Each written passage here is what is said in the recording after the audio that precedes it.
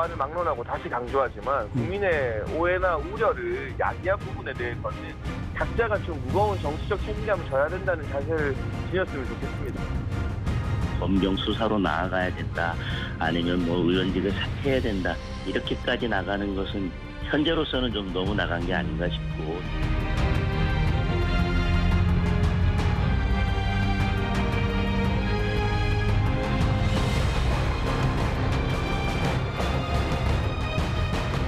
회의 참석자 중 누군가가 녹음하여 불순한 의도로 유출한 것입니다. 악의적인 왜곡 보도에 강한 유감을 표합니다.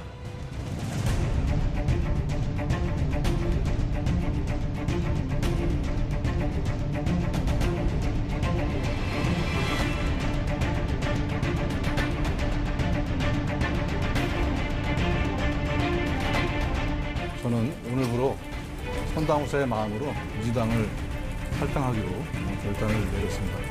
앞으로 더 많은 문제에 대해서는 추후에 다른 기회에 말씀드리도록 하겠습니다.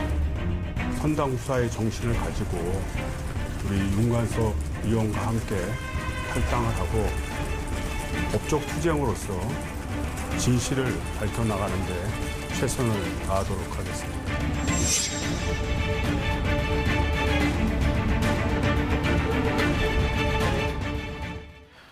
예, 정치 현안 짚어보는 여의도 사사건건 순서입니다. 격주로 나오시는 보수 논객이죠. 전원책 변호사 오늘도 함께합니다. 어서 오십시오. 예, 안녕하세요. 예, 방금 전에 그 태영호 의원이 기자회견을 해가지고 자기 입장을 밝혔는데 잠깐 보고 오죠. 보고 와서 얘기를 나누는 게 좋을 것 같습니다. 이번 사건의 본질은 보좌진 전체가 참석한 회의에서 제가 전당대회에서 최고위원에 당선되었음에도 공천에 대해 걱정하는 보좌진을 안심시키고 최고위원으로서의 활동 중심을 윤석열 정부의 성공에 전념하도록 독려하는 차원에서 나온 발언을 회의 참석자 중 누군가가 녹음하여 불순한 의도로 유출한 것입니다. 예, 방금 전에 저렇게 이제 기자회견을 했는데 예, 뭐 어떻게 보셨습니까?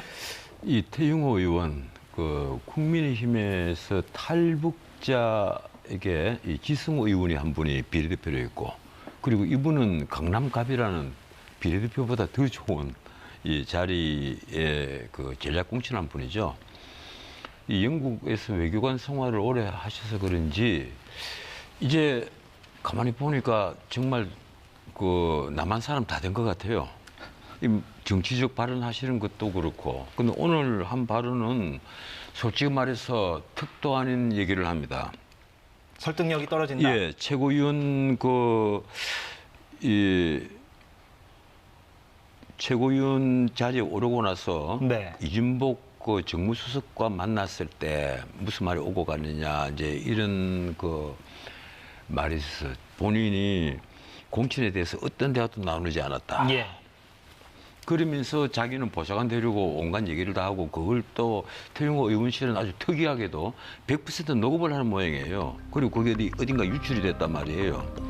그리고 제가 여기 들어오기 전에 오늘 기자회견 한 걸, 녹취한 걸 전문을 제가 읽어봤는데 예. 제일 뒤에는 어떤 부분이 있는가 하면 김정은 정권이 자기의 핸드폰을 해킹을 하고, 그리고 지인들에게 패싱 메일을 보내고 페이스북에 가짜 계정을 만들어서 자기 후원금을 갈취를 했다. 이런 표현까지 있어요. 아마 보통 사람들이 그걸 봤으면 태 의원이 뭔가 대단히 착각을 하고 있는 것 아닐까. 심지어 아마 과대망상이라는 표현을 쓰는 분도 아마 나올 겁니다. 그 제가 부분을 보기엔 그래요. 보면, 예. 이거 왜 이러신지 모르겠어요. 본인에게 지금 가해진 여러 가지 문제점, 가령 4.3 사태를 두고 본인이 했던 발언, 그리고 무엇보다도 김구 선생을 두고 한 발언. 저는 솔직히 말해서 김구 선생을 두고 한 발언이라든가 4.3 발언에 대해서는 지금 징계가 이게 검토되고 중징계를 있죠. 할 문제는 아니다. 이 정도까지 저는 얘기를 한 적이 있습니다. 예, 다른 데서. 그런데도 그런 데 대한 어떤 진솔한 해명 이런 것보다는 오히려 이분이 이번에 본인의 이제 이진복 그 정무수석을 거론한 그 대화 내용이 유출되고 나서 이 오늘 기자회견을 하면서 이렇게 쭉 하시는 말씀을 들어보니까 아, 이분이 뭔가 대단히 자신을 엄청난 거물로 착각을 하고 있구나.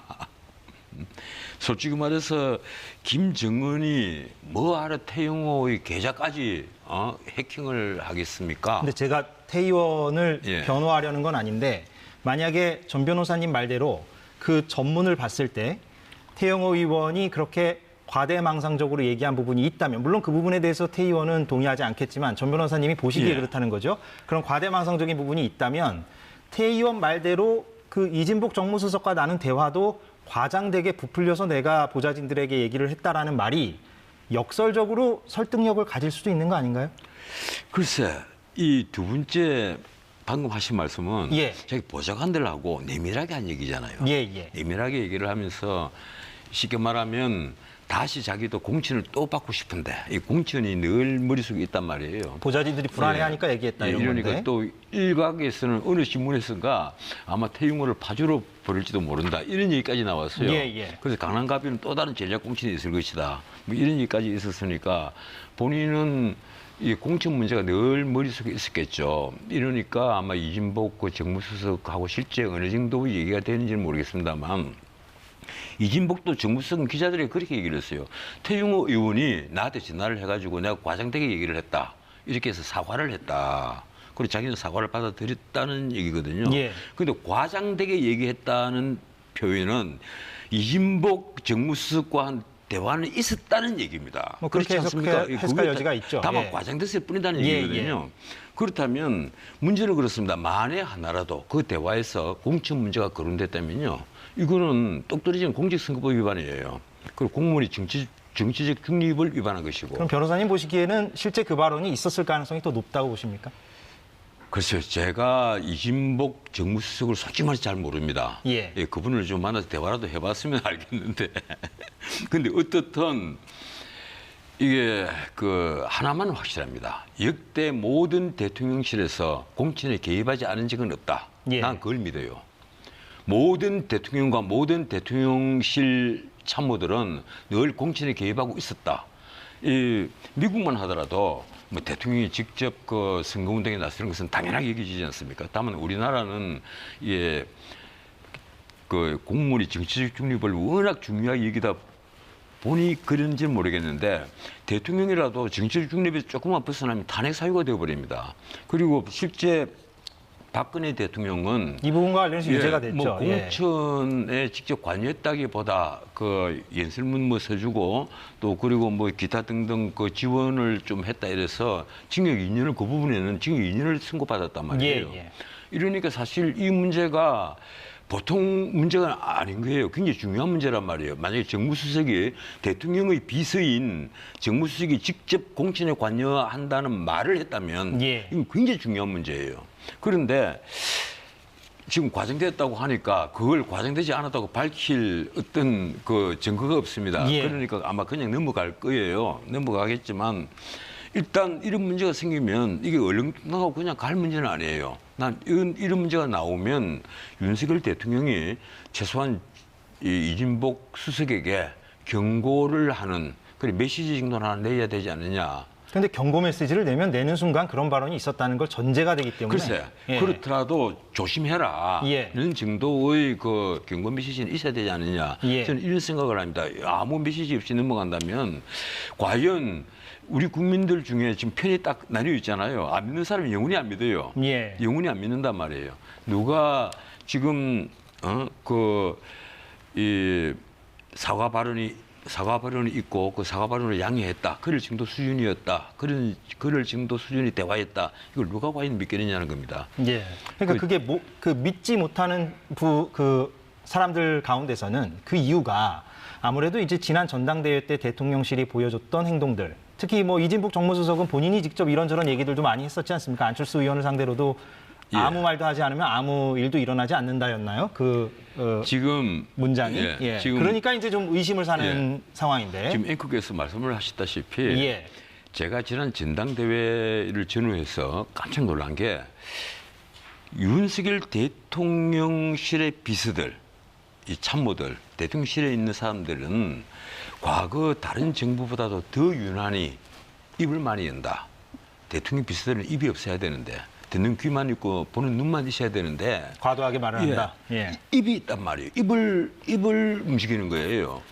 비서실장부터 김대기 실장부터 그 수석들이 다 그렇습니다. 이러니까 대통령 비서실에서 입을 여는 것은 곧장 대통령의 입으로 보인단 말이에요.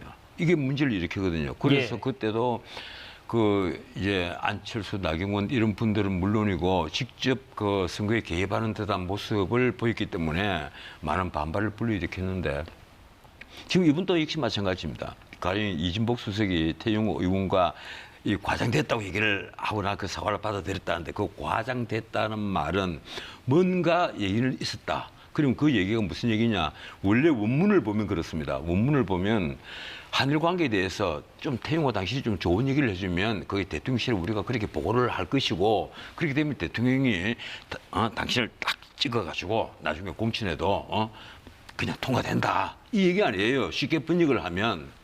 그런데 그런 말이 과연 태영호가 자기 참모들을 앉혀놓고 얘기를 하는데 지어냈겠습니까? 일반 사람도 그렇게 생각 안 한단 말이에요. 나는 그렇게 생각하고 싶은데 그 태영호가 지어냈을 것이다. 예. 나도 팔이 안으로 굽는 보수 농객이니까 그렇게 생각을 하고 싶은데 보통 사람들은 그렇게 생각을 안 할 거란 말이에요. 예. 그래서 제 생각은 그렇습니다.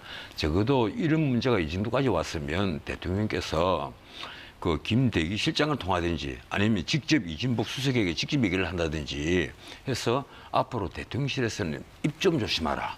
이 메시지 하나는 좀 내야 된다. 그 메시지를 공개적으로 내야 된다는 말씀이신가요? 공개적으로 내야죠. 예. 이 대통령실에 입이 너무 많아요. 제가 보기로는 그렇습니다. 대통령의 비서는 입이 없어야 됩니다. 비서는 입이 없어야 돼요. 근데 정무적으로 보면 이게 좀 반복되는 얘기긴 합니다만 정무적 차원에서 판단을 해보면 대통령이 그 경고를 내는 동시에 이게 사실로 기정사실화가 되는 측면이 있기 때문에 과연 대통령실이 그렇게 결정을 할지는 잘 모르겠습니다. 글쎄요. 예, 어쨌든 아마 그 윤 대통령은 제가 이번에 그 어제 있었던 그 기자들과의 그 대화 그리고 그 전에 있었던 그 당직자, 이 당의 지도부와 회식 때 쭉 흘러나온 얘기들 보면서 내가 참 놀란 게 있습니다. 우리 대통령이 참 순진하고 솔직하구나. 윤석열 대통령이. 예. 이 정치를 오래 해서 때가 묻어가고 복선을 까는 게 전혀 없다. 직설적이다. 솔직하다. 예. 이번에 이 문재인 정부를 비판한 말 사실 참 하기 어려운 말이거든요. 이 혼밥 때리고 그리고 외교, 국방, 경제 모두 다 실패한 정권 아니냐.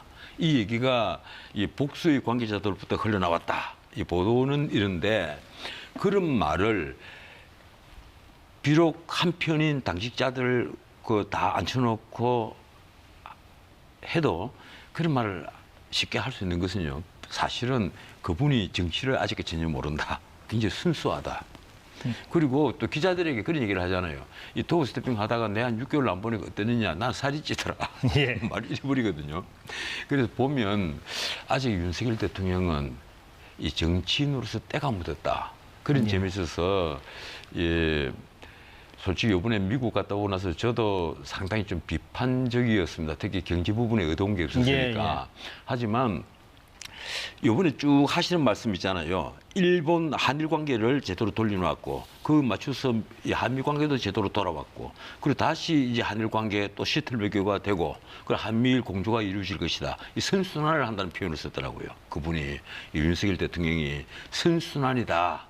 그래서 제가 보니까 역시 그 한미일 공조 그리고 특히 한미 동맹을 제대로 회복을 시킨 데는 이 윤석열 대통령이 참 책임자였다 하는 생각을 하게 합니다. 예, 조 변호사님 개인의 이제 평가인데 그 부분과 외교 부분과 관련해서 저희가 또 이제 뒤에서 좀 언급을 할 것 같고 태영호 의원 부분을 좀 마무리를 한다면 당내에서는 근데 강도 높게 얘기하는 부분도 있어요. 그러니까 아까 그 박근혜 전 대통령 사례를 언급하셨기 때문에 그와 관련해서 이제 유승민 전 의원과 김웅 의원이 이렇게 SNS에 밝힌 바가 있습니다. 예, 좀 볼까요? 예.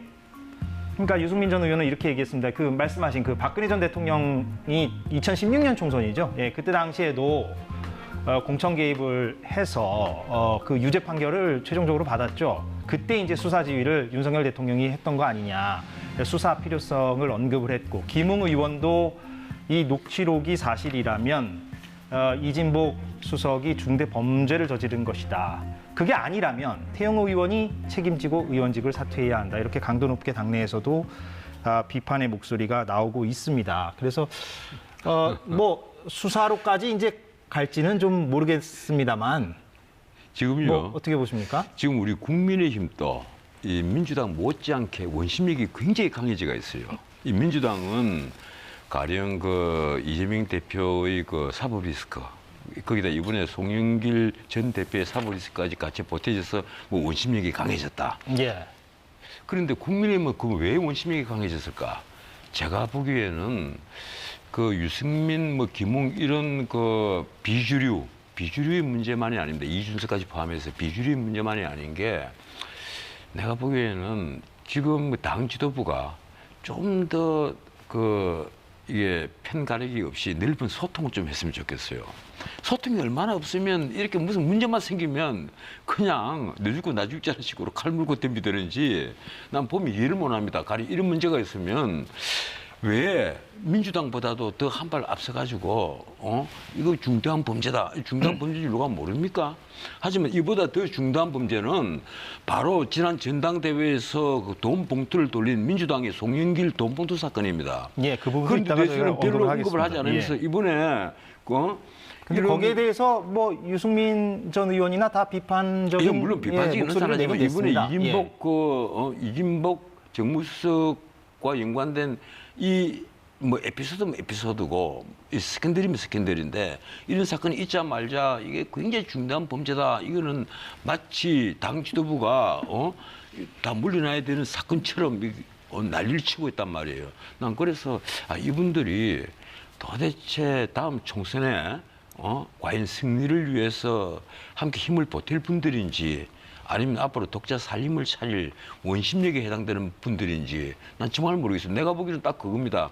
아마 공천 받기가 조금은 어려워진다면 그런 분위기만 감도라도 일제히 탈당을 하고 예. 다른 살림을 차릴 분들 아닌가 이런 생각을 하게 돼요. 근데 그 부분에 대해서는 이제 뭐 선을 긋고 있기 때문에 한번 향후 지켜보는 걸로 하고 지금 총선 얘기를 언급하셨기 때문에 좀 물어보자면 이번에 이 태영호 사태 관련해서는 뭐 진실이 어떤 건지는 일단 모른다 치고 그런데 어찌됐건 말씀하신 대로 일반인들 입장에서는 많이 의심스러워하는 것도 사실이고 그 이유 가운데 하나는 지난번 전당대회 때 벌어졌던 그 수많은 소란과 소동 때문 아니겠습니까? 대통령실의 어떤 행동들.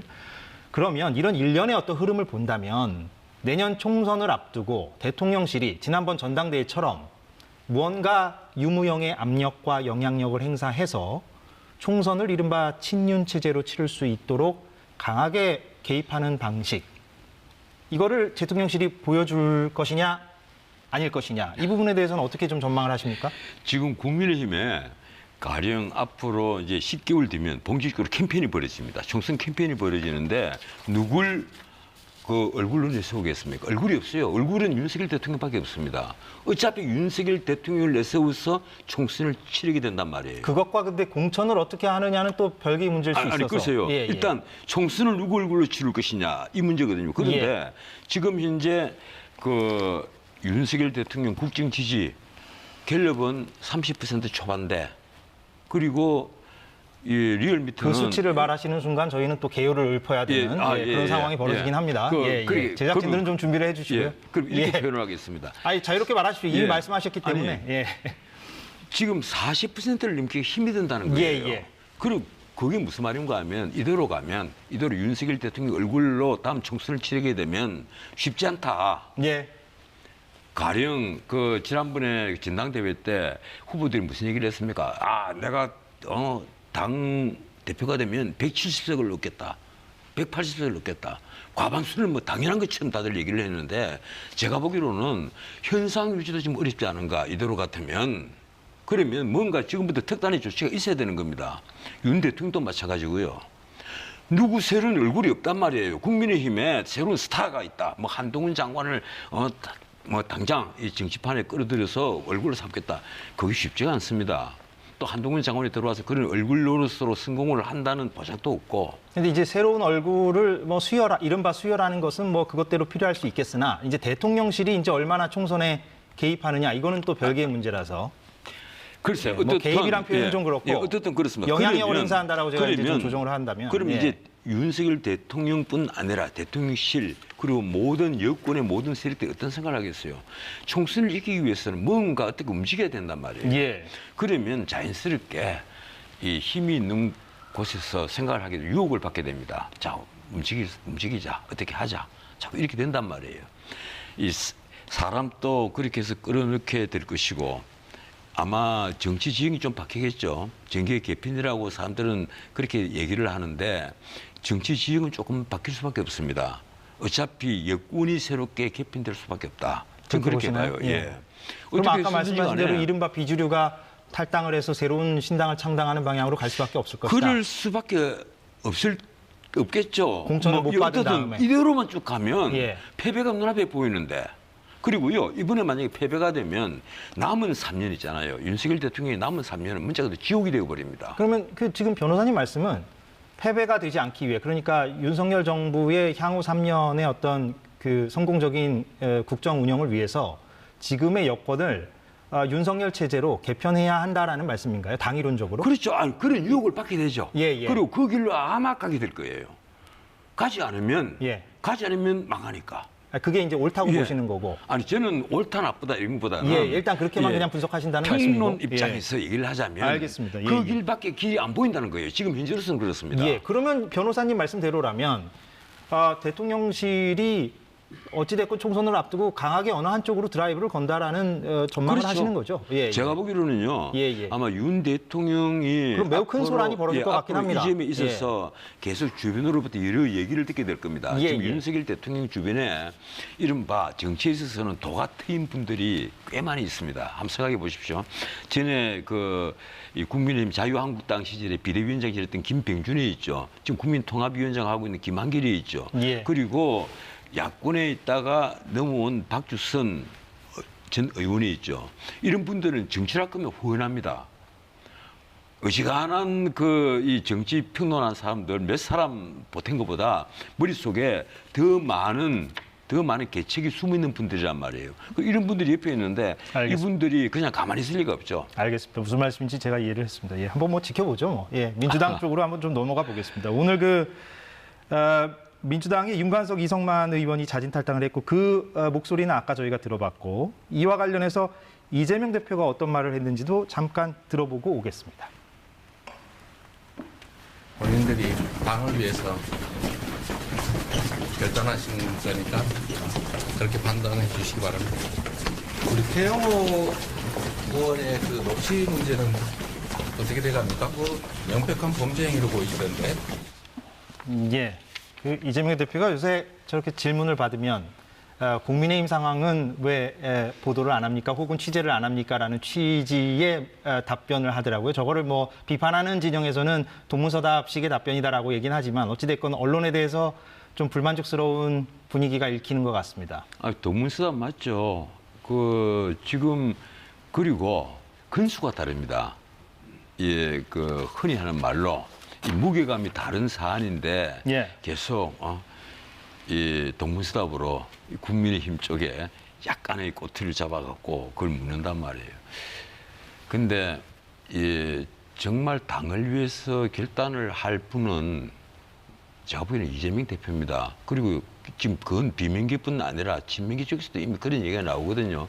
연말이냐, 그전이냐, 가을이냐, 연말이냐 이런 얘기가 계속 나오는 말은 지금 이대로 이재명 대표 체제로 간다는 것은 어불성설이고 그럴 수도 없다. 예, 총선을 비대위로 치를 가능성이 높다라는 전망도 나오고 있죠. 왜 그러면 당장 이 공직선거법 위반 사건만 하더라도 올 가을 전에 1심 선고가 나올 겁니다. 그리고 1심 선고가 나오는 순간에 민주당은 어쩌면 패닉에 빠져요. 왜 그런가 하면요. 이 공직선거법에 따라서 100만 원 이상 벌금형을 받으면 이재명 대표가 의원직이 날아가는 것은 물론이고 당장 민주당에 434억이라는 지난번에 대선 선거 비용 보존받은 거 그걸 반환해야 됩니다. 예, 물론 그거는 대법원 확정 판결까지 이제 봐야 되는 상황이긴 합니다. 예, 물론 그런데 일단 1심 유죄가 될지 무죄가 될지는. 선고가 나오고 또 지금 또 하나가 문제가 되는 것이 5월달 되면 과연 검찰이 그냥 가만히 있느냐. 제가 보기로는 적어도 백현동 사건. 또 다른 사건으로 이제 또 기소를 한다. 게이트는 또 이게 구속영장 청구를 하면서 또 체포 동의안을 국회로 보낼 것이다. 그렇게 되면 과연 이번에도 민주당에서 이걸 방탄조끼를 입혀드릴 수 있겠느냐. 변호사님 보시기에 이번 돈봉투 의혹 사건이 물론 저희가 이제 그 다음 주 여론조사를 좀 보면 뭐 윤석열 대통령의 방미 성과나 혹은 이 돈봉투 의혹 사건에 대한 그 여론의 민심이 어떻게 흘러가는지가 조금 읽힐 것 같긴 합니다만 변호사님이 보시기에는 이 돈봉투 의혹 사건이 민주당에게 악재인 건 분명하고요. 그런데 이 영향이 어느 정도라고 보십니까? 그러니까 매우 크다 혹은 좀 영향이 있긴 있으나 제한적이다? 어떻게 좀 평가하십니까? 이게 정치적 부패 사건은 맞는데 제한적이겠죠. 왜 제한적이라고 제가 말씀드리는가 하면 지금 우리의 여야 구도는요. 지난 대선 이후에 대선의 연장선상에 그대로 있습니다. 왜 그런가 하면 이재명 대표가 대선 후보에서 그대로 당대표로 와버렸단 말이에요. 그리고 지금 그 야당의 대표 선수가 돼서 일선에서 지금 뛰고 있거든요. 이러니까 어지간한 어떤 문제는 다 파묻혀버리는 거예요.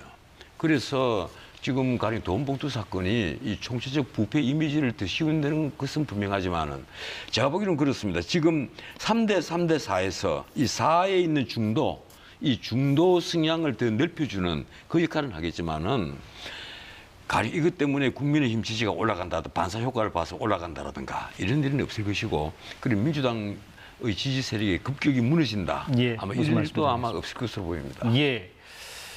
그 기시다 총리가 이번 주말에 이제 오는데 여기에 대해서 일단 여야 발언을 좀 듣고 변호사님 논평을 좀 들어보는 게 좋을 것 같습니다. 적어도 김대중 오부치의 그 어떤 사과서는 그 내용에 그 정도는 할 준하거나 또는 그 이상의 것으로 할 수 있지 않을까 저는 기대합니다. 채워주기를 희망하는 거죠. 대한민국 국민이 대한민국 고유 영토를 방문할 때 일본 정부의 허락이 필요합니까? 노골적이고 무례한 내정 간섭에 윤석열 정부와 여당은 침묵으로 일관하고 있습니다.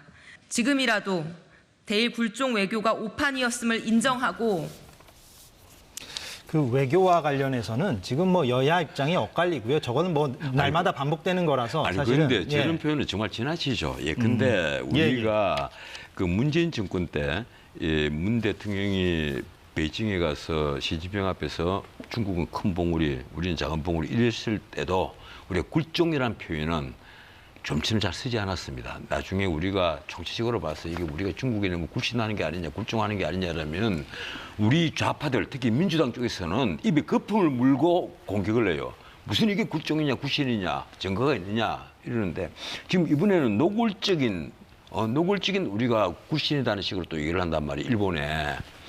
내가 아무리 봐도 윤석열 대통령이 일본 기시다 후미오 정권에게 어떤 그 굴신을 하는 것은 없습니다. 다만 우리가 통 크게 양보를 하고 먼저 양해를 해준 거 그거는 보여요. 그런데 그거 나는 아까도 제가 말씀드렸지만 윤 대통령이 아직 정치에 너무 때묻지 않으니까 우리 국민들에게 그렇게 비친 부분이 있습니다. 뭔가 하면 한일 관계를 먼저 선순환을 하자. 거기에서 하신 표현은 조금 실수를 한 게 있죠. 근데 백인진 일 갖고 무조건 무릎 꿇으라고 하면 난 그건 과다하다고 본다.